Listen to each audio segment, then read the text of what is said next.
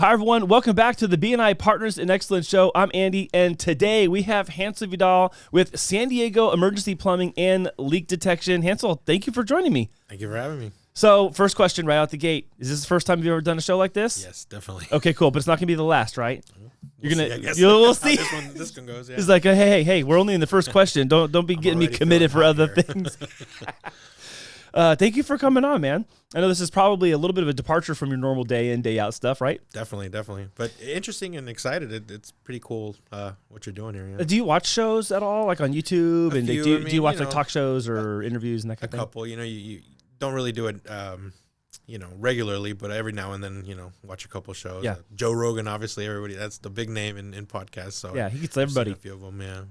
We're not there yet. We will be. Yeah, all right. Well, that'd be good. Well, I know that there's a number of people first of all, there's going to be people outside of our own chapter that see this, but for some people in the chapter that maybe haven't met you yet, I want to start like just kind of there. Let's kind of lay some framework and some foundation of, who are you? What is it you do? And some of the things that maybe are kind of hallmarks of your company and what you guys stand for. So I know that there's a story of you coming to San Diego when that happened and all that. So let's start with kind of where'd you come from to end up here in San Diego and then with us in Partners in Excellence. Right on. Well, I started, I'm off and on everywhere, right? But born in LA and grew up in San Diego and Tijuana, both sides there. Started doing plumbing early on in my age, right around high school age, 16, 17. My uncle kind of started teaching me the trade. And soon after that, ended up starting a family pretty quickly. And after that, we moved to Vegas. So I lived in Vegas about 20 years, plumbed throughout my whole time in Vegas, and learned a lot out there. But home was really always San Diego for me, Tijuana, and I wanted to come back. So finally came back in about 2020, right at the height of the COVID wars or whatever. Started here with San Diego Emergency Plumbing a few years after that, after I laid down here in San Diego. So this has kind of been your entire working career has been in plumbing. Yes. So so your uncle helped kind of train you up into this. Was that out of your interest in it, or he was like, "Hey, I need some help. Come help me. You're gonna come with me on Saturday to go work." About more on that side, what he needed a helper, but I was just not doing good. Doing punk vandal kid stuff. You know what I mean? Just being a bad kid and getting kicked out of schools and stuff like that. So he said, "Hey, look, you can go this way or you can go that way, and this way is gonna be the legit way. Won't have to look over your shoulder." And so I followed him, and luckily he did that because that definitely helped me save my life, I think, in a lot of things. Yeah. Wow, that's amazing. I mean, I don't know if you talk about that a lot or not. I mean, we're talking about like right away, right out the gate. Here we are talking about it, but don't bring that up very often. No. That seems like it was a pretty important moment or important relationship too, especially if maybe your life was going a different direction and you credit it now to it being this way. Yeah, definitely. I my uncle and I have a rocky relationship. Rest in peace. He passed away a few years ago. But yeah, it was definitely something I needed at that young age, some kind of guidance on where to go. And no kid grows up wanting to be a plumber, I think. But it's definitely something that was a good move for me in my life. Did you know that you needed that kind of help? Or, I mean, like when he's telling you you're 16, 17 years old, he's like, "Hey, you're being a punk and you need to get on the straight and narrow." Are you like, "Yeah, whatever, old man"? Like, no. What were you thinking? It was more like, "Hey, man, I need to make some money." That's kind of what it come down. I wanted some money in my pocket. My parents didn't come from a lot of money, or didn't make a lot of money at the time. So having some few extra bucks in my pocket meant a lot. And, $5 an hour or whatever I started at back then, that was a lot. Mattered back then. Yeah, a long time ago. Exactly. That was $5 used to mean something, all you youngins. Yeah, definitely.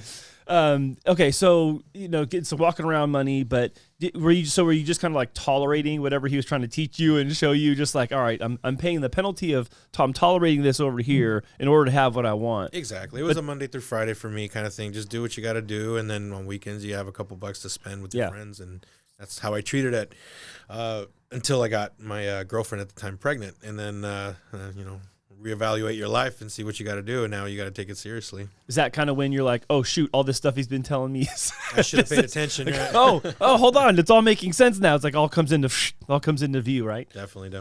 Wow. So so you were with him, and this was in LA or here in San Diego? Here in San Diego. Bill Howe Plumbing. That's where he got. Bill Howe. Yeah. Okay, awesome. They're like huge. Really huge, yeah. Biggest company around. So you end up going to Vegas, and that was because of having kids and all that? Okay. Yeah, my ex, her family ended up moving to Vegas, and so I followed. She was very connected, very tight with her family, so we went out there and made it work, and it was fun. Vegas is a cool town, but yeah, I just wasn't home. Vegas is an interesting place because there's like when people you hear Las Vegas, people immediately think, oh, casinos. Yeah. And that's like the only thing you think. I don't know if I've ever told you this or not, but a friend of mine from college who had grown up in Orange County moved to Vegas as an adult, worked for the city, and had a private event planning business for many years, and ended up starting a YouTube channel called Off the Strip. And it's all this stuff you can do off of the Strip in Vegas, and it's amazing. So every time we go to Las Vegas, we don't even do any of the activities up and down. We just go to all this other kind of stuff. That's cool. And it's super cool, man. We've done horseback riding, Hummer off-road tours. I went to the Pioneer Saloon one time. It's like right outside of Vegas, maybe 20 or 30 minutes, but it's like the oldest saloon in Nevada. Gosh, what else? We've done so many cool things. Love's Custard. Okay, yeah, right there on like on the north side. It's kind of the north side of the strip. Charleston, I think it's on Las the north. Vegas, yeah. That place is awesome. I love that. I'm like, custard, it's ice cream. No, it's custard. Yeah. Yeah, lots of cool dinners and like fun places like people just don't know about because they don't know about it. They don't live there, or they just come to Vegas for the rolling the dice and all that kind of thing. But that's not my thing. So I think Vegas. Other than my kids being there, the best things about Vegas are the restaurants and then also the concert. There's a lot of music that comes to Vegas, so we did that a lot when I lived down there. I haven't seen the Sphere yet. Have you gone to see the Sphere? I've seen it from the outside, not the inside, but yeah, it's pretty massive. It looks pretty crazy. Yeah, a buddy of mine actually worked on that. He's in the plumbers union down there, and he helped build that. And yeah, I was very proud at the end when they gave it the inauguration or whatever. They put his name on the globe. Oh, like everybody who worked on that, they had that's their names cool. on there, which I thought was really cool. Yeah. Oh man, that's awesome. So he's a commercial plumber. Yeah. Wow, that's a big project. High rises. That has to be a big project. Big stuff he does. Yeah. Oh my gosh, is there something? This is kind of maybe more of a nerdy question, but is there something unique about doing plumbing in Vegas that's different in San Diego? I mean, I don't know if climate has anything different, but you're like pipes expand more or less, or I mean, the temperature differences can be all the way from the 30s to 100 and teens. Like, I think the water quality is a little different. That's pretty much it. Yeah, just the water quality. Really is it better or worse? Really hard water in Vegas. Hard water. Yeah, here you don't have to. People don't have that much trouble here with hard water. Everybody over there needs a water softener. Oh wow. Yeah, I don't think I knew that part. Yeah, I don't. Okay, it's plumbing, and then customers are a lot different over there. Everything's very service oriented, so people are a lot nicer to the service guys and service people. Oh wow. Here in San Diego's been kind of tough since I've been back. I mean, customers are picky sometimes, and customers can be difficult, but a lot more here than over there. So it's a good thing you got all that thick skin from definitely. all those years ago until now. So gosh, that's a long time. How many years now have you been doing plumbing? 25. Oh my gosh. Yeah, no, I'm not trying to age you out on camera right now, but like, hey, so how old is this cat exactly? Yeah, I started 16, 17 is when I started doing plumbing. Man, so 25 years? Yeah. That's amazing. Long time. So and I know you're growing your team as well. So talk to me about kind of what do things look like for you now? What does, San Diego Emergency Plumbing look like? Ups and downs, man. Ups and downs. I'm learning how it is to actually run a business. Like I said, I've been in the business for a long time, but I never had to run one and never had that responsibility. I'm trying to learn as much as I can to be able to do that. But yeah, it's ups and downs. We had a crew. We started just myself, then we blew up to a crew of 4 guys, and now we're back down to 2 guys. So the kind of the market dictates what we can and can't do. But yeah, it can change. Changes a lot. Changes, yeah, it fluctuates for sure. So have you already noticed some things on this side of business that you've maybe carried forward that you didn't know would apply and be applicable now, but you're like, oh man, that really is coming in handy? Like something you had learned, or maybe not like a lesson, or maybe just something where something that's about business that maybe at the time you didn't recognize would be important now, but you're like, oh man, that seems so critical now that I know, now that I'm in this seat. Empathizing with the customer. I think that's the biggest change I've had from going from just being the technician to management. It's definitely you see their side a lot more. You have to separate yourself also from being the guy who's not understanding why they're feeling that way. That's helped a lot. I have partners in this business, and they've helped me kind of understand a lot of those things and help me guide me through those issues we've had. And luckily, I think we've had pretty much not one mad customer. They've had issues and we've had problems, but we've always been able to kind of fix everything for them and make them happy at the end. So that's awesome. That's important. Yeah. And that's what they're hoping for. Yeah, exactly. So what is something maybe that is, that has surprised you that has been more difficult than you thought would be?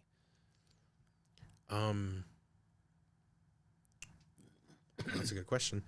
Being asked questions on camera. No. Yeah. I mean, I think I like doing the networking. Like BNI has helped out with certain things like that. Could you ask the question one more time? I was trying. Yeah. What's something about business that's been more difficult than you thought it might be? Like you thought, oh, this is going to be so easy because, it always looks easy from the outside, starting a business and running a company. And then you get in and you're like, oh, man, it's marketing. Yeah. Marketing's hard. Yeah, it's hard to get customers because, I mean, you're fighting against these really big names, really big companies that have tons of money to spend at this, Dumping cash at everything. Exactly. I mean, when I spoke to, some advertisers and stuff, and they're like, hey, this is what your competitors are spending. And I'm like, I wouldn't make that in a few years. You know what I mean? Like, that's, what do you mean they're spending $100,000 a month? Yeah. What? Definitely. It's hard. So it's made me have to find different angles and different ways of being able to spread the word about us and hopefully get more clientele. So marketing or promoting your band, your band? You're in a band now. Now that I said band, you're in a band. Hansel's in a band, guys. So marketing and just kind of expanding your brand. So on that, like when it comes to BNI specifically, what is something that you might want people to know that actually works really well that doesn't seem like it would make sense? Like, oh, this works really well. I have a lot of driving instructors that have plumbing problems. Like something that's like maybe an outlier, doesn't like make sense, but actually brings you business. I'd say we have. I kind of learned this along the way, I guess, and I have this rule that sometimes when we have a bigger job at a house, we do the 5 rule. I forget what we named it, but it's you knock on the next door neighbors on the sides, the 2 ones on the side, and then the 3 in front of the house. You just knock and drop off a card, and obviously, no soliciting. You don't bug them or anything like that. But you go and just introduce yourself and say, hey, look, your neighbor's having some issues. I'm here fixing their issues. We're gonna be here for a few days. Let me know if I need to move my truck or if I'm in your way or anything like that. Or if my guys leave some dirt, give me a call. We'll come pick it up or something like that. Wow. And neighbors appreciate that, and we've gotten work out of that. They call us, and they appreciate that, and they're like, hey, look, I like the way you did things and how you handled this job, so, yeah, that's a cool little tactic. Yeah, I mean, it helps. I don't know where I learned it. I've done a lot of training over the years with different companies, but, yeah. I'm chuckling because they had someone come by. They were like, a couple weeks ago, they came by like, oh, yeah, hi, we're painting the house down the street. I'm like, where? It's like, oh, if you leave the neighborhood and you go to the right and over, I'm like, okay, so you're talking about like 2 not miles even, away, yeah. not next door or across the street like you're talking about. Like, oh, yeah, we're around the corner and we're basically just door knocking. Yeah, probably have the 200 rule or something that they have. Yeah. Like, oh, we're painting the mall out in National City. Just thought we'd come to your house 8 miles away and be like, do you want your house painted? So what kind of referrals are really good for you right now? I mean, I think it's obvious that certain plumbing leaks or breaks at the house, people got to call you right away. You see running water, you can't stop it. You see a wet wall, you see water on the floor. What are some of the most common things that, maybe we're not thinking of that might be useful to be aware of? High water bill. High water bill. If your water bill is, high, you know what you're paying every month. And if it's just jumps up, a little bit, that's something to keep an eye on because it usually gets worse. Like a 5 or 10% increase, or like more like 20 or 30%. Like what's kind of that like? I mean, if you assess your month, I had people over, or I filled the pool or whatever. Those kind of things. Obviously, they're going to change. But yeah, if you notice a significant difference, just call us or call a plumber to come out and do an assessment. Most companies will do it for free. Just come out and see if you have a leak.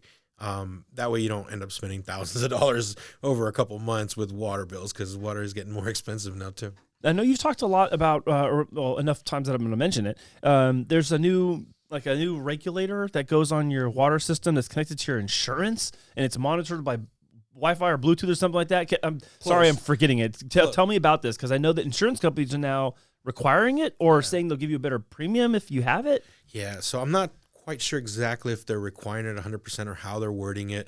But Irune, from BNI, she's actually had a couple insurances require that for those houses, and I don't know if it's an age thing or what their criteria is to make them do it, but it's a smart idea in anybody's house because it will stop the water from leaking. It's called a Moen flow valve. It basically senses water when it's being spent irregularly, right? And then it'll shut it off. And it's Bluetooth. Everything now, it goes to your phone, crazy. And you can control it, or you could be out to dinner and find out you had a leak and the water shut off, so you don't come home to a mess. And it's pretty cool. It'll save people a lot of money. And so, I hope I'm not making that up, but I feel like there was either an insurance requirement, or maybe if it wasn't a requirement, it was, hey, there's some sort of benefit for you having this system, and then you get, because eventually it comes down to just risk management when it comes to the insurance part, because they're like, oh, we're going to end up paying to replace this or that or whatever. Exactly. So they want to stop the damage before it happens. Yeah. Excuse me. But yeah, I think they are requiring it, some of them, just to renew for whatever reason, if their pipes are certain age or had enough, qualifying problems before to make them do that, something like that. Same thing with the gas. They're asking for gas ones now too. So. Oh, really? Yeah, we're putting on automatic earthquake shutoff valves for gas lines. So. Oh, wow. Yeah. I don't think I knew that. Again, I just don't think I'm close enough to this part of the world that I learn new things all the time that I didn't know about. I can show you pictures too. Yeah, that'd be great. You know what? Actually, after the show, send me some of the pictures. I'll put them in this part of the show. You can see some of the valves that Hansel's talking about for water shut off and gas shut off. So you'll see those right here. And then if you need those installed, of course, you can ask him. Oh, by the way, before I go any further, also Hansel's contact information will be down in the description box. So if you are outside of our chapter of BNI Partners In Excellence, but you're watching this and you want to reach Hansel for qualified help, then you can go ahead and reach him down there. So, okay, so let's move on, because I want to talk about what's kind of coming up next for you. And what is it that those of us who are in our chapter and all of us who are watching this, what can we do to help kind of lift up and grow your business? What would be most useful to help do that right now? I think spreading the word. That's why we're in BNI. We spread the word on ourselves and try to reach people who need us, and offer them an honest solution, or someone you trust solution. You know what I mean? Like, I would never have, referred a, I'm trying to think, like an ADU guy. You know what I mean? Because I had no idea who was doing it. Sure. But now with Manny, I feel like I know him. We've had enough conversations. I trust him enough to give him one of my customers and say, hey, look, they're looking into this, and I know you're going to treat them right. Yeah. Okay. So just more visibility, if you were. Yeah, definitely. Okay. And then what are some other industries that are good referral partners for you that maybe we aren't thinking about? I can think about a property manager, great, HOA person, awesome. What are some other ones? Lately it's been a lot of appliance people. Oh, no kidding. Yeah, appliance people have been sending us a lot of work. They're always, going to homes and fixing stuff in homes, and they need plumbing too, so they send us some work. Home inspectors, those always help. Restaurant owners, restaurant managers, hotel managers. They have usually their own teams, maintenance teams that handle a lot of stuff. But whenever they can't handle something, or it's an emergency and they can't get the right people there, they call us so we can go out there. I think I think if I remember correctly, you've shown us some pictures during your your feature presentation of you guys working on some commercial projects, like in a parking garage and something like by the convention center or downtown, or where was that? Quite a bit. Yeah, sorry. I've done a lot. Yeah, I'm not trying to put you on the spot. My mind's remembering you and one of the guys like on the sidewalk blocking traffic, not blocking traffic downtown, but somewhere downtown, and you were working on piping in the sidewalk or something.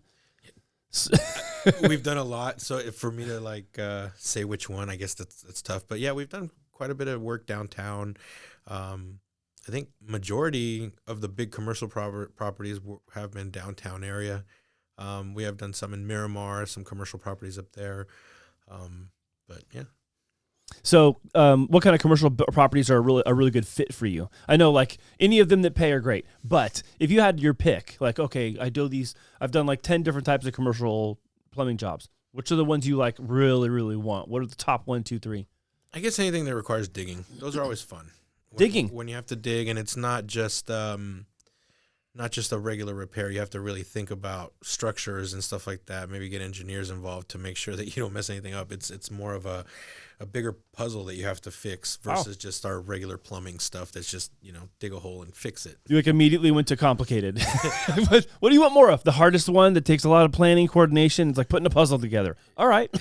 It's definitely a challenge, and I like that because I've been in plumbing for a long time. So the smaller stuff is just very, even though each job is different, but it's repetitive. We've done the same thing over and over and over. Okay, I'm going to meet you there because something happened the other day, and I actually haven't even shared this yet with anybody, but something happened the other day where one of my current clients that I do video work for was like, hey, we have this presentation for this major retailer, and we need help with this thing. Do you know someone who can help? I was like, I want to do it. And they're like, oh, it's kind of hard. I was like, no, I want to do it. Like, I know exactly what you need. I want to do it. And it wasn't a point of pride necessarily, more than it was like, I want to make sure it gets done, because over here on the video part of what I do for you, if that happens, we're going to blow this thing up. We're going to blow this thing up, and I want to be part of that whole thing working out. And so I immediately myself went to the complicated. So I was kind of chuckling when you said that at first. Like, wait a minute, I do the same thing. After so long, you can do so many things that are normal, repetitive, and you're like, okay, that's not entertaining anymore. But then you get something that's like a challenge, and I'm like invigorated by it. I'm like, yeah, exactly. Okay. You're focused. I'm sticking my neck out here, but at the same time, I love the challenge. It's like invigorating. And I came home, I told my wife, I was like, so I made this thing, and I want you to take a look at it, check it out, and let me know what you think. She's like, oh, that's okay. That's cool. Where is that? I'm like, oh, well, they're presenting to so-and-so. She's like, wait, really? I'm like, yeah. So I wanted to be able to do it. I wanted my hands to be a part of what they're doing, because it's going to mean something over here for us. So yeah. And then until you have that old, oh shit, what did I get myself into? You know what I mean? Like, I should have never took this job, or I should have never, but no. And then when you persevere, when you come through that and everything comes out right, like, yeah, I did it. It was cool. You know what though, too, is I found myself thinking about it more than I did end up doing it. I spent more time preparing to do the thing than I did actually making it. Yeah, it makes sense. Because I was like, okay, I have to think through all of these different variables and factors. If we're going to get one crack at this, it really has to matter. And it's like, well, what photo should complement this? What word means this? Where should we do? And how to craft this like imagery. And I spent probably 5 to 6 hours just thinking, writing things down, and testing a couple ideas. And it took me like maybe an hour and a half to make it when it was all said and done. Just because you cared. You cared enough to do that, right? Like that's what happens. Like, you cared enough about something to make sure that the outcome was right. Yeah. Worth it at the end. Yeah. I can imagine that there might be some similarity there with the whole ditch digging and, having to work with the structural engineers and making sure you're not hitting any public utilities pipes that might be on that same path that you're about to go dig up. And now you got a bigger problem. What's that? I see all those gas trucks around town. They say call something 411, not 411, 811. Is it 811? See, yeah. I don't even know. I'm in trouble. Don't call me ever for anything that needs to be picked up out of the ground. Call Hansel. Andy's calling the wrong number. I'm calling the info number for the gas line detection. You get some good information on something, right? Yeah. Tell me about the events that are happening in San Diego this week. Yeah, 811 for underground digging, right? Yep. Okay, cool. Well, I'm glad you know that. Sorry, guys. I don't know that. Okay, so you but you like the complicated stuff. It's a challenge, so yeah. But don't get me wrong, I don't want to be complicated all the time. Well, no. But yeah, it's those are the ones that actually I guess I like doing. They, gives me a little bit of more motivation to get those things done. Well, I don't know. I guess the other stuff is just, like I said, it's mundane. It's you've been doing it for a long time. A water meter is a water meter. A gas line is a gas line kind of thing. But when there's other things involved, or troubleshooting and trying to figure out problems that other people can't solve, when I'm the second or third opinion, I like that as well, because then, it gives me another challenge to try to figure something out. So as you're describing this, there's another similarity I've kind of just rekindled in my mind is Andrew Plummer. So, Andrew with Trifecta IT, the owner of his business. Should have been a plumber, right? Jim Franco. Yeah.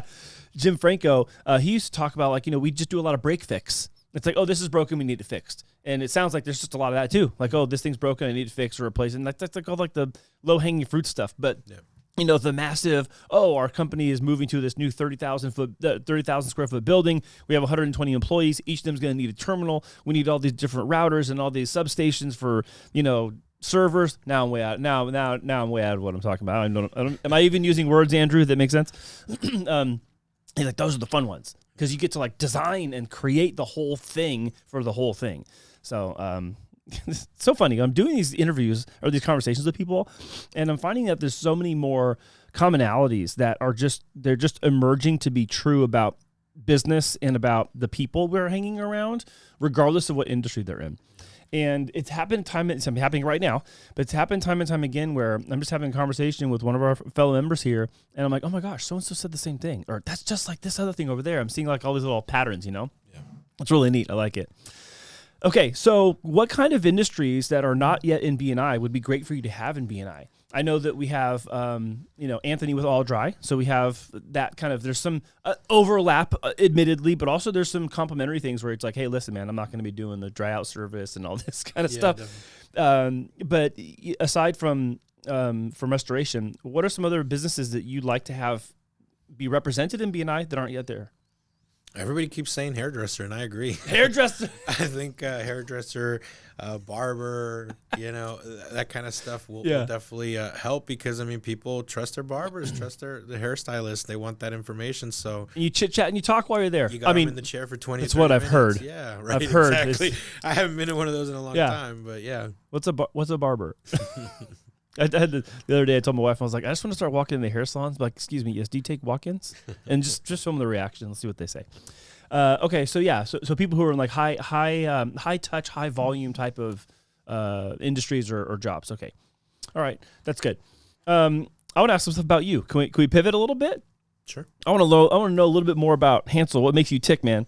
So first things first. I'm going to go right to it. What is something that made like a profound impact on you when you were a younger man that you wish you knew, like if you would have known then what you know now, you could go back and like be, hey man, like maybe you should think twice about that.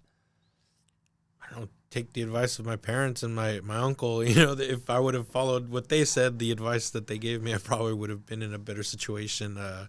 Growing up, I wouldn't have struggled so much, I guess. Mm-hmm. Mm-hmm. My uncle tried giving me advice at a young age of budgeting and how to handle my money and, not overspending and that kind of stuff. And he goes, you're going to be making more and more money as you grow up, and you have to know how to manage it. If not, you're never going to have anything.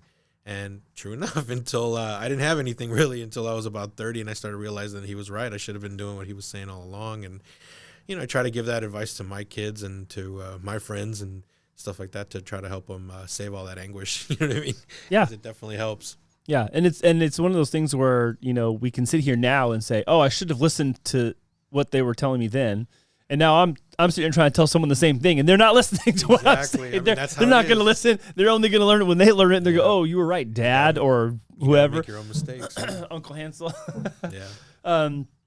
What is something that you like really enjoy doing outside of work? I know you have a bike, so I don't know if some people know you ride a motorcycle. How long have you ridden? 12, 15 years, something like that. Yeah. Right after I got divorced, I think I got my first motorcycle. Mm-hmm. So my first street motorcycle, and just never stopped. I always had a bike, and it's just a lot of fun. Have you been accident free? Little ones, but little fender benders, you want to call them, but nothing major. My daughter has a couple motorcycle scars from riding around with me, a little burned on her leg from an exhaust. Oh, no. One time we actually dropped the bike, and she has another scar from that. No. But yeah, little ones. I mean, no one ended up too bad. No ambulances or anything like that. But yeah, my daughter took the most of it, I guess. But she loved riding around too since a young age. So yeah. Is that something you just grew up wanting to have or wanting to do? And yeah, I've always liked motorcycles. It's quads, dirt bikes. Started with those when I was married because that was what I was allowed to have, right? Were you going out to the desert and riding? Yeah, Vegas is pretty cool. We would just pretty much where I lived, it was right at the end. Now there's a lot of construction, new houses there, but before it was just a dirt road all the way up, and it was a lot of fun to go right up there. Yeah. What did you like better, the dirt bike or the quads? Quads. Quads? Quads, yeah. I had a lot of fun with quads, yeah. They're fun. On those, I had a few bad accidents, but yeah, same thing. Nothing major. Yeah, no, those. Yeah, we had a couple family trips. We used to go out to the desert a lot, and we had a couple family trips, and there were some pretty substantial injuries. In one case, my wife actually broke her back. Yeah, so, and then it healed incorrectly. Fortunately, because of BNI and having a chiropractor in our life, she's been very well taken care of. But every once in a while, there's a little bit of a problem there. My brother-in-law, one time, I was riding his dirt bike, and he's just like cruising along, going like 55, 60, And in the sand, for those of you who haven't been out, like in the sand, sometimes you can't just like see like dips and stuff. Like if the light isn't coming the right way, you can't tell. And someone had like dug a hole, and he was just flying. Boom, right nose went in. Well, boom, and his face like hit the crossbar and bent the crossbar. His teeth went up behind his nose, and his whole face like just like shattered. It was crazy. I mean, he looks normal now, and it's like he looks fine, but that was gnarly. And then another guy who came with us once, he got really badly injured. He actually had a severed spine, and they had to like life flight him out, and it was really bad. Yeah, it just takes a second, man. Oh, yeah. Just a wrong move, unfortunately. But no. wear your helmet, wear protective gear if you can. Yeah. Now that I've scared everybody and grossed them out, yeah. Andy's injury hour. Welcome to see you again tomorrow with more in the list of injuries. But as soon as you tell someone you have a bike, that's the first thing they start telling you. Oh, I saw this accident, or I saw this guy die, or whatever. Well, because you have to be careful. I mean, it comes with the territory. You have to be more alert and aware than normal. You're not in a like insulated box with airbags and all this other stuff. Like you're your body on something that's your body doesn't freely fly down the road at 60, 70, 80 miles an hour in any other way. Yeah. Except when you're on a bike. When you're on a bike and that air's hitting you, man.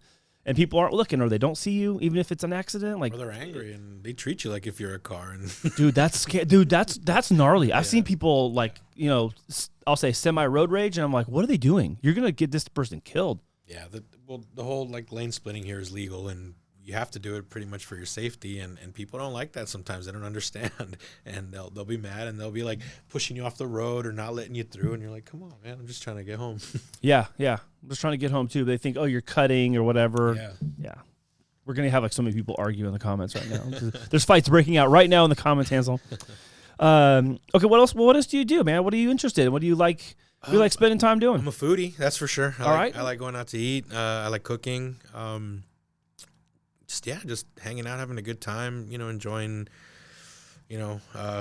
My dogs. I have dogs, 2 Belgian Malinois that are a lot of work. Wow. Wait, Belgian they're huge, right? Not so huge, no. Okay, what am I thinking of? Like a smaller German Shepherd. Oh, okay. I'm thinking of something else. Now I'm going to blank on what it is. My wife was telling me about some dog she wanted. Oh, Russian bear dog? Are they Malinois too? I don't know. I think I'm getting them huge. I don't know. Yeah, they are. They're like 180 pounds. Yeah, that's and they're awesome. they're like huge. They're like for like protecting ranch cattle and horses and all sorts of livestock. That'd be sick. Sorry, I thought they were a part of the Malinois. But anyways, back to what you're saying. A Malamute. Maybe that's what you were thinking. Maybe. I don't know. Now I got to look it up. I think it's a big dog, but I'm not sure. But here's the problem. I'm going to look it up, and she's like, oh, you looked it up, so that means we're going to have one. We're going to get one? Yes. That's what I need. Another human-sized thing to feed. Yeah. Sorry. Back to your dogs. They take a lot of work. They're a lot of fun. Good dogs. Just a lot of work. They require a lot of attention. They have a lot of energy? Yes. Are they working dogs or? Yeah, they're supposed to be. They're supposed. You take them on the job. Hey, go give me that. Give me that wrench off the truck. I wish. They're not great plumbers, but I guess they're good at biting people. But yeah, they're good dogs. I got a pup right now. Our other Malinois passed away about a year ago now, I think. And we got a little puppy, and this guy's he's some work. Rambunctious. Yeah, very what's the word? Not aggressive, but very sorry, I'm drawing a blank on the word there, but assertive? No, not assertive. He's energetic. Very, he does his own thing. You know what I mean? Sounds like he could use a good uncle in plumbing to train him up and teach him the ways. He definitely needs an uncle to teach him. Yeah. He needs an uncle to take him under his wing, huh? Wow. He's not listening to his dad. That's for sure. I heard a story like that recently. So you mentioned you like cooking. What do you like cooking? What is enjoyable for you to cook? I love eating, so everything's enjoyable for me to eat. But like, what do you like cooking? Anything really. I like plating as well. Like I got back on the whole Master Chef when that thing was a show and stuff like that. Yeah, I got into that. My brother, he went to culinary school, and I remember the first time I visited him there, he made me a beef Wellington. It was my first time having a beef Wellington. And it was plated beautifully, just split in the middle, the sauce, the veggies all nice and pretty. And I was like, wow, this is fancy. You know what I mean? This is like, dang. I didn't eat that. I didn't afford that kind of food. You know what I mean? I was used to my tacos. And and I saw it, and ever since then, I'm like, my brother did this. Like, that's awesome. You know what I mean? I'm like, I got to up my game. Like, I got to learn. And, I just became a YouTube chef. Beef Wellington takes some work. Yeah, I still haven't done one. I've never even tried it. No, I think I'm still intimidated by it. But I've cooked other things and, steaks and short ribs and... we made everything. All right, all that sounds good. She likes to cook a lot too, so we get down. We like to have fun. So, what do you enjoy about the process? Is it therapeutic for you? I'm throwing that out there because for me, that's kind of what it is. Like my grandfather was a baker and he also was a cook. He was an engineer, but he took all those engineering skill sets and brought them into the kitchen in his free time. And so he baked, made candies and cookies and all sorts. Everything he made was precise because that's what you do in engineering. That's how baking is, very precise. Very right. And even in cooking, whatever it is, beef Wellington or whatever. And so as I've gotten older, I've really enjoyed the process of making the thing and just following it. Because I can be pretty impatient about certain things. But when it comes to the kitchen, man, you have to adhere to the rule of the recipe. Otherwise, it's not going to come out the way you want. And you've wasted time, wasted materials, and you're not going to enjoy it. Yes and no, I agree with you in a lot of sense, but cooking, I think it's more from your feeling, your heart, how you are. Like, you can go that route. Baking is different. It's fair, like you said, precise measurements. If you screw up one thing, you screwed up the whole thing. And cooking's not. You can substitute things for different things. You can open your fridge and go, look, I can make this out of that, and just go for it. But yeah, I think it's like an art form too. It's like therapeutic. It's an art form. You get to be creative. You get to enjoy the process, and then you have a delicious dinner at the end, you know what I mean, that you can enjoy. And only a few meals that I've had to throw away after, you know what I mean? Like, you know what, that was not the meal, and let's just order a pizza, but that didn't work out. I think the first time I tried cooking, I was very young. I was like probably 18, 19, and I wanted to make my wife at the time, I wanted to make her fried rice. Very simple, I thought, as far as, making fried rice. So I bought all the stuff, spent about $150 on stuff to make fried rice, for whatever reason, all the spices and wok or a dish to do it and everything. It was our new apartment too. Anyway, so I ended up making this thing, and at the end it looked like a gross oatmeal, almost moving kind of thing. So yeah, that was one of those nights where we just tossed that and ordered pizza, had to order pizza. And but yeah, that it was intimidating cooking. But once you learn the basics, then it's more fun than intimidating. So have you figured out fried rice? Yes. Okay. Yes. This is a long time ago that happened. Okay. Yes. I haven't made it in a while, but yes. All right. I'll next time I make some, I'll bring some for you. This is our little family way of doing it. So my dad's side of the family is all Guamanian. Okay. And so they kind of make it like the island way. Okay. And what's so that way? It's white rice, soy sauce, but put garlic powder. Okay. Garlic powder in it as well. I actually use jalapeno in it. Okay. And we have a sauce called finadini. And finadini is a soy sauce based it's not a dressing per se. Some people use it as a dip depending on what food you have, but you kind of put a little bit of that on it, and it really just flavors up and livens up the whole thing. Right. And I make it a couple different ways. Sometimes we'll use kielbasa. Sometimes we'll just use straight bacon. Sometimes I'll do both. Scrambled egg in there too a little bit. Sometimes put an egg on top any way you want. There's a lot of different varieties of that, but green onion. It sounds good, man. You're making me hungry. Yeah. Sometimes there's some sesame seeds. Right? Day-old rice, or you guys use fresh rice? I typically use fresh rice, so Really? I'll cook it so it's sticky. Mm-hmm. But the way you prevent it from being overcooked is you have all your ingredients already prepped and ready, and then once the rice is ready, it all goes in and everything gets mixed up right away and then served right away. Yeah. So it doesn't get mushy and gross like that.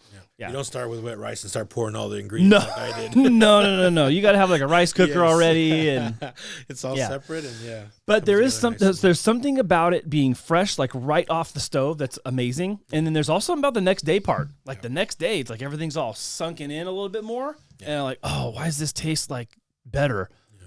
And it's because of that. Stuff right out of the fridge. I don't need to heat it up. I was just talking about that the other day, man. I'll eat leftovers cold. I don't care. Cold pizza, sure. Yeah. I've had cold spaghetti before, cold hamburger. I'm I'll eat that. Yep. I don't mind. Maybe I just have an eating problem. I do, definitely.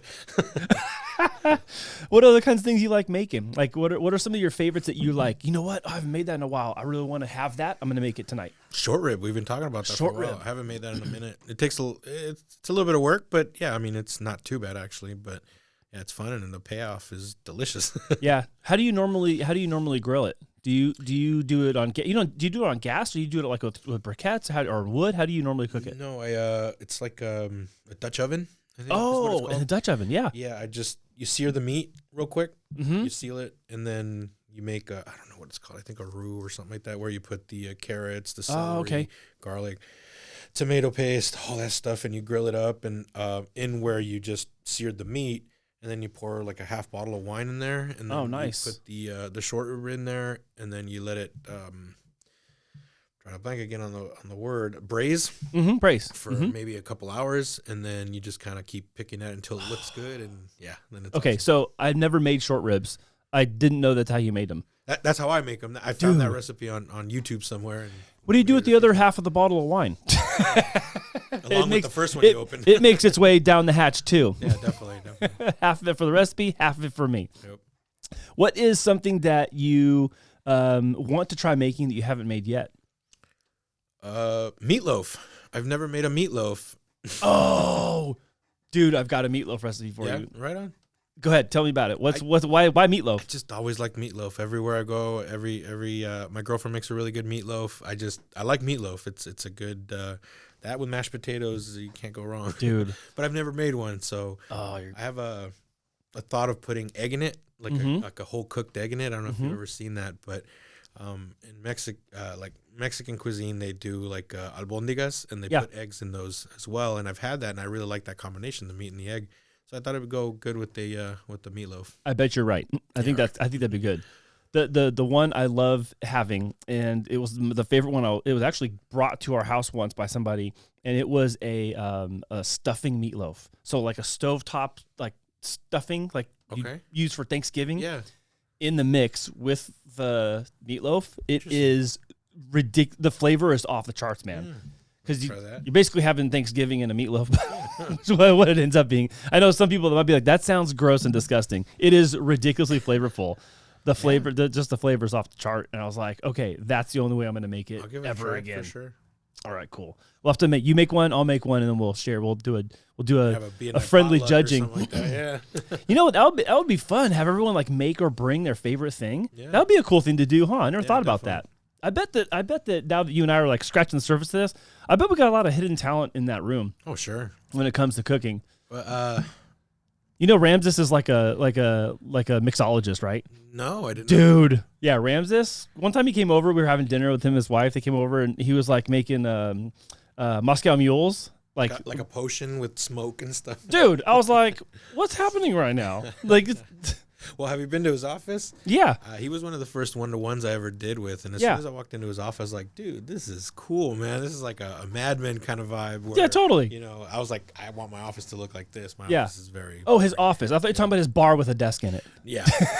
With the couch. Yeah, definitely. Rem's office is pretty cool. My office is not that cool, that's for sure.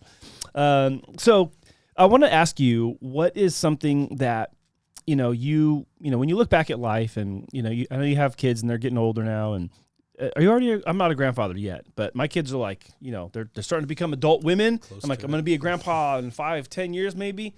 I start thinking a lot more about what do I want that to look like? And then what do I want my legacy to be when it's all said and done? Like, do you think about that stuff at all? Yeah, I guess we all do. What's on your mind? Like when you're thinking about what kind of legacy Hansel's leaving behind, like what do you hope everyone remembers you for? Wow. Maybe I hadn't thought about that. I just, I consider myself a very lucky guy throughout everything.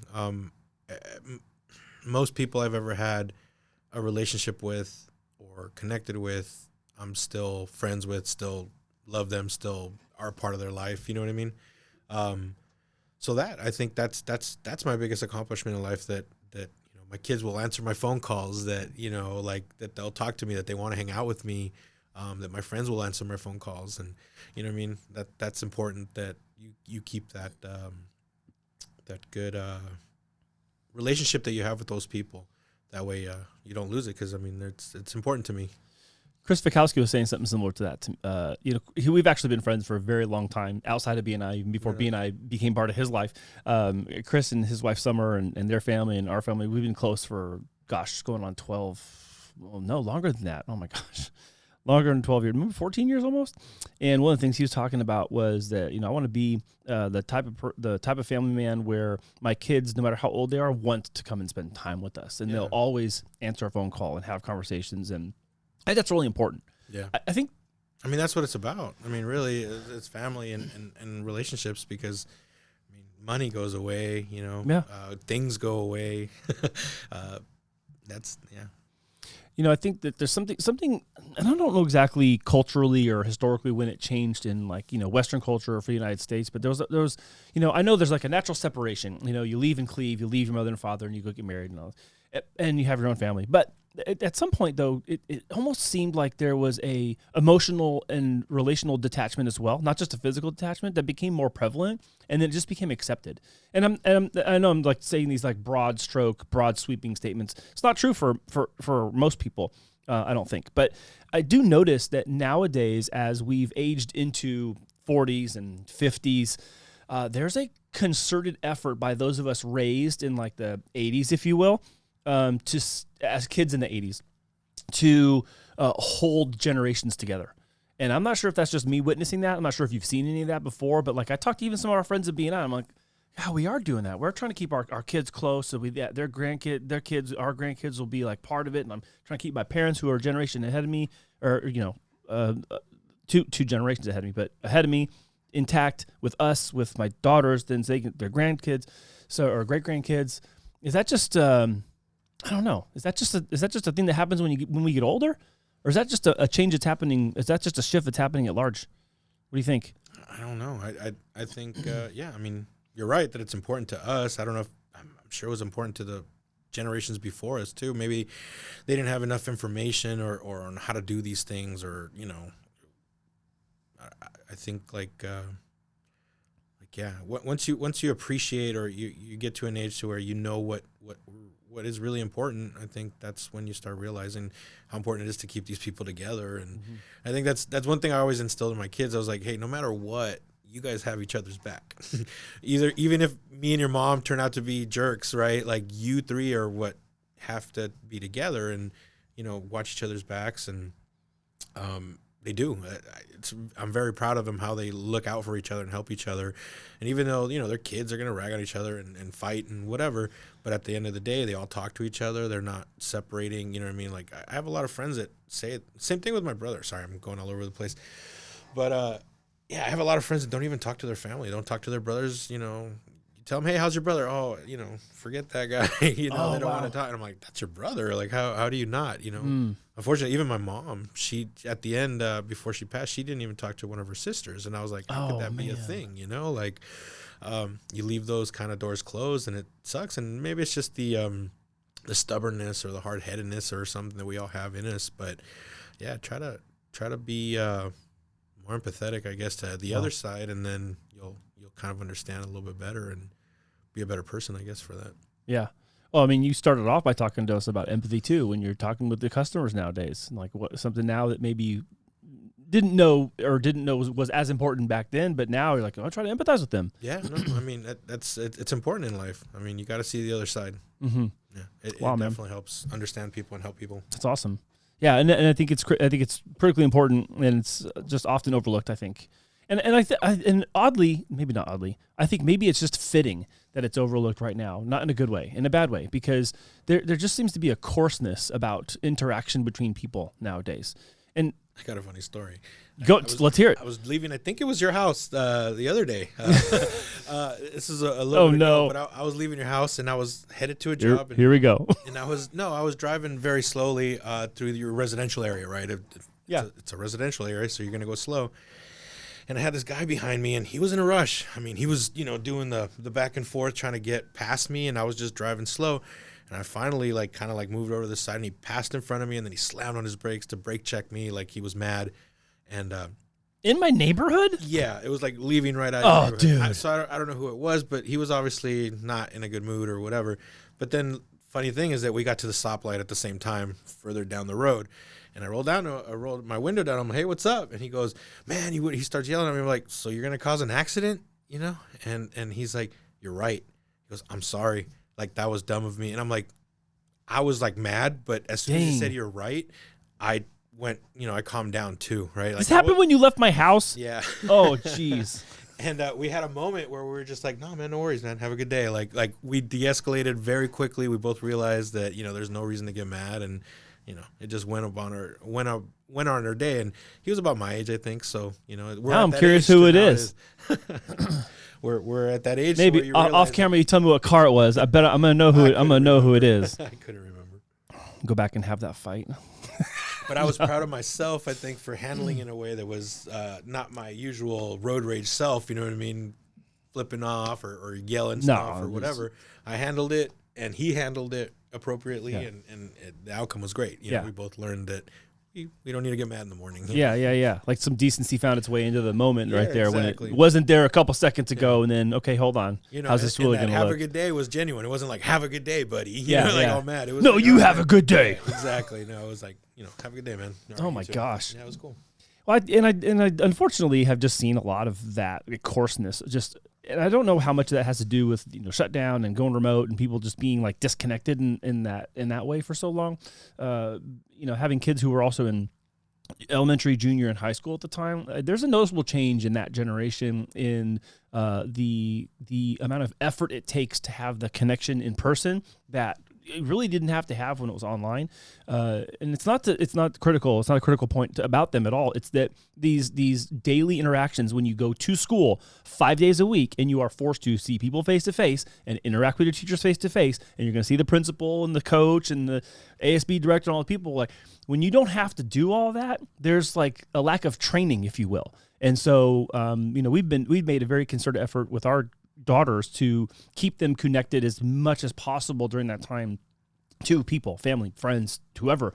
But I have noticed in some certain social groups, like, wow, there's a significant lack of empathy, significant lack of understanding. Like, well, why would they say that? Why would they look that way? Why would they think that? It's like, what do you mean? Why? Like, it's not obvious to them. Yeah. And I don't know how to fix all that other than go do the work. Yeah. It's hard, and you got to change a person's point of view one by one kind of thing. They have to realize it themselves. But yeah, the internet culture is very like that. You can say whatever you want on the internet, do whatever you want on the internet, no repercussions. But then when you're face to face, it's different. And oh, dude, there's so much today kind of thing. Yeah, there's so much stuff people write in comments. Like, you wouldn't dare say that to my face. You're gonna get a fist in the mouth. Exactly. You can get your ass handed. But welcome to Partners in Excellence. No. I wonder how many people in our room have hidden martial arts skills. Hidden, not so hidden. A couple for sure. I know a couple people that already do have martial arts, but I wonder who's the hidden one. David Greep. David Greep. David Greep, black belt in Taekwondo. Kick your butt. Who else would be a really funny person to just have like a gold medal? Guy Studer. Yes. That would be awesome. Guy Studer, judo black belt. Yeah. Throwing people across the room. Yes. Oh, yeah. She probably hurt you too. Dude, that'd be cool to make like, I don't know, like a superhero or some kind of something of everybody in the group. Everybody's got a superpower.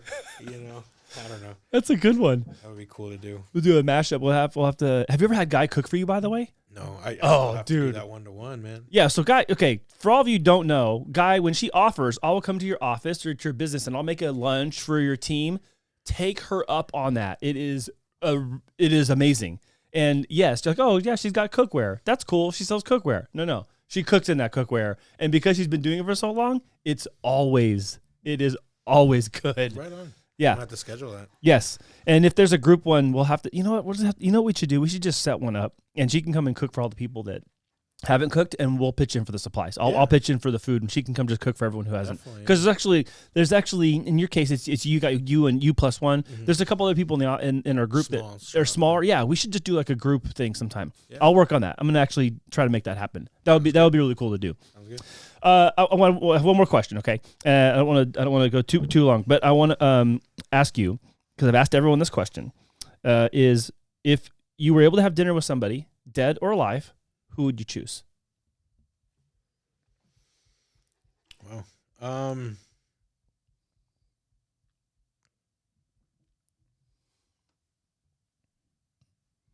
Yeah, I guess my mom.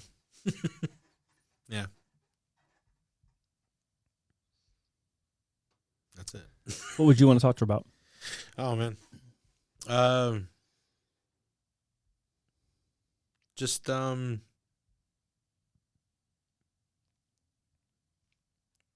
don't know, about a lot of stuff. I guess a lot of unsaid things that were left unsaid. Okay. Yeah. Yeah. I get that. I get that a lot. It's a deep question, man. It is. It's okay. Yeah, it's I wish all I right. would have thought of someone like, Jim Morrison or something like that. It would have been fun. But no, yeah, I guess my mind went now to my mom, man. It'd be nice to have another dinner with her. It is very interesting when I ask this question, everybody, because broadly it is someone in their family that they don't have anymore that they would like to have another meal with. So I'm not surprised by it. The question might have surprised you. The answer does not surprise me at all. Yeah. Now I'm going to ask you the other one, and then we'll be done. You're standing in front of 100,000 people in the center of a stadium, and you get to handed the mic, and you get to thank somebody. Who would you thank and why?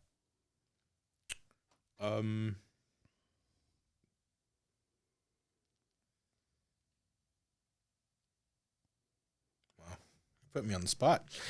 My ex-wife. I think I would thank her for helping me have a great relationship with my kids. Wow. That's awesome, man. You know, not a lot of people can say that, right? Yeah. I know. That's I'm lucky, man. I told you, man, I'm pretty lucky. That's very unique. Not many people can say that at all. Actually, I don't think I've ever had anybody tell me that, even off camera, of all my friends. Yeah. I don't think I've ever heard that, Hansel. Yeah. If I would have lost that relationship with my kids, that would have been devastating, Wow. Yeah. Wow, that's pretty profound, dude. No, that's a very, very cool answer. Thank you for sharing that. No problem. And thanks for letting me ask you those questions. Thanks for letting me Reaching across the table and choking me out with one hand. Hansel's big plumber hands like to wring my neck, probably with like two fingers, a thumb and a middle finger. Hey, actually, those happen to be the two fingers you use the most on the bike too, right? This one and the other one, the thumb and the middle finger. Yeah. And that's how we're going to end, Andy? Yeah, I guess that's how we're going to end today. Andy talking about Hansel's thumb and middle finger used on the road in the motorcycle. Hansel, thank you so much for coming on and being willing to do this with me. This has been a lot of fun. Yeah, this is cool, man. I've really enjoyed this process with everybody. It's completely brought some brand new conversations to the table that we don't normally have during like a one-to-one. Yeah. And then also, something for everyone to have to share and to spread digitally to whoever they want to. So I'm excited to process this show and have this one be seen by everybody else. And then eventually I hope to get more members that they'll just do this and I'll be over on that side of the cameras and I'll just sit in the corner and like let other people talk and we'll just keep this show going, man. I'm looking forward to seeing all the other ones that everybody else does. I was looking for them today, and there's a couple that weren't up yet. So I'm like, oh man, I want to know more about this person. Let me. They're coming. Yeah, that's cool. Yeah, man. So thank you so much for taking the time out of your day to be here and to do this with me. And if you are in need of a qualified plumber, you can reach Hansel at his contact information is in the description box below this video. And then if you want to come and network with Hansel and I, we meet every Wednesday morning down at the Chula Vista Golf Course in Bonita. That's right, the Chula Vista Golf Course in Bonita, 4475 Bonita Road. Open networking starts at 6:45, and the meeting starts at 7 a.m. We got a couple of meetings that are upcoming that are going to be a little bit different because of end of year. I think one of our meetings is right before Thanksgiving. Another one's on like Christmas Day and like New Year's Day. So you're watching this in November, but we're going to have only a couple dates in the next couple of weeks where we'll be closed just because of holidays. But outside of federal holidays, we'll be there every Wednesday. Come hang out with me and Hansel and the rest of the crew at BNI Partners in Excellence. Thanks again for watching this episode, and we'll see you again next week with another awesome guest. Thanks. See you later.